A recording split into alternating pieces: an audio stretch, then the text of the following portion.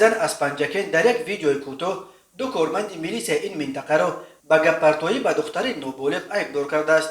من میلیس پنجکین تیمهان منم خیلی گپ میپرتم دخترها با دخترای نابالغ با سیمبولی من هم خلینا التماس کردم هم خلینا یکی یابتون ویدیوشو پرتتون من هم خیلی پیش درخت روز میشم من دیمش منمی میگوید در این ویدیو نواربردار که چهرهش نمینماید ولی از صدایش برمیآید که یک زن جوان است. نواربردار تلاش میکند که سیمای کارمندان میلیسه ها را هم به نوار بگیرد ولی در حالی که یکی آنها در تن لباس میلیسه دارد به کار خود من کردن ماشین های راهگذر ادامه دهد.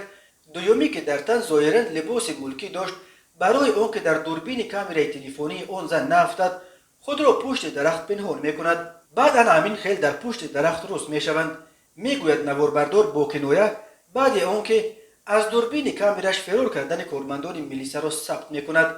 کی ثبت شدن این ویدیو روشن نیست ولی کارمندان میلیسه طوری در ثبت دیده میشود در تن لباس گرم دارند و هوای اطراف نیستی رمایی به نظر میرسد. مقامات وزارت کارهای داخلی تاجیکستان و شعبه وزارت کارهای داخلی شهر پنجکین تا کنون به این ویدیو واکنش نکردند.